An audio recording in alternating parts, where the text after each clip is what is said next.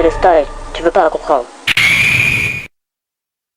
Coucou le storage, j'espère que vous allez bien. Aujourd'hui on va tester un mini-golf qui est à peu près similaire à l'épisode Insane que j'avais réalisé auparavant. Bon, j'ai décidé de pas tout filmer, mais par contre n'hésitez pas à me demander si pour les prochaines fois vous préférez que je filme toutes les pistes. Donc voilà, je vous ai pas montré la finition, mais je l'ai terminé en 2 coups.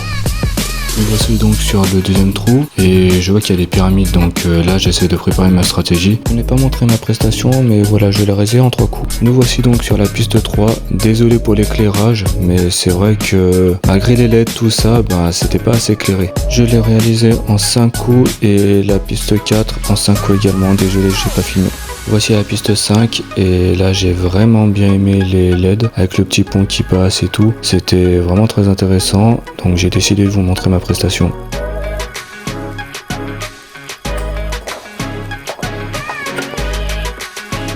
Voilà, à peine le premier coup réalisé, j'ai déjà une bonne approche, j'ai décidé de terminer. Tiens, un air de déjà vu. Faut savoir que ce château, auparavant pour moi il était maudit, mais là je vais vous montrer que celui-ci il était beaucoup plus facile que je pensais.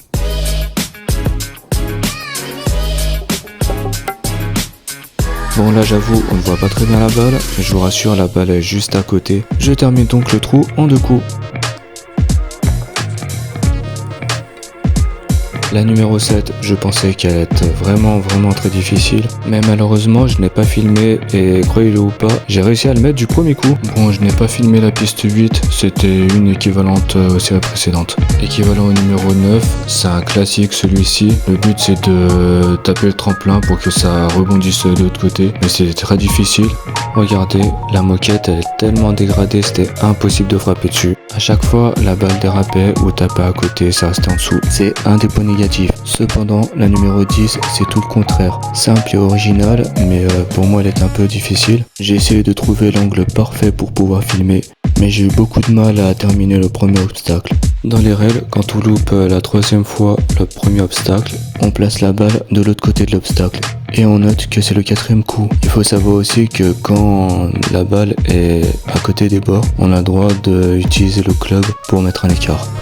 Malheureusement, le plus facile, voilà, j'ai totalement loupé. Bref, j'ai réalisé cette piste en 5 coups.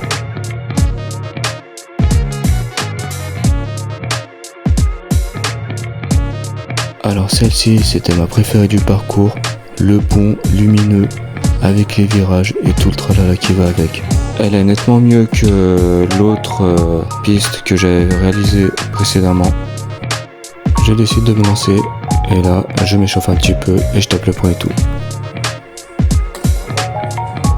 Voilà, je réalise que mon premier coup, je l'ai bien frappé et il me reste seulement le tir. J'ai décidé de taper en force. Après avoir frappé mon 2e coup, là je suis devant le trou et c'est un boulevard. Je pense que je peux le mettre facilement.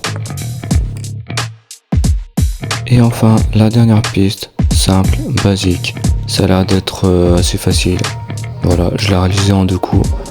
Pas de suspense, en tout cas j'ai terminé le parcours en 41 coups, je suis assez content de ce que j'ai fait. Ce que je n'ai pas aimé par contre c'est l'éclairage, il y a des endroits où on ne voyait absolument rien. La moquette qui était totalement détériorée dans la piste 9. Je n'ai pas non plus aimé les bouteilles par terre ainsi que les verres, sachant que j'étais quasiment tout seul, mais sinon dans l'ensemble c'était pas mal. A plus pour une nouvelle vidéo.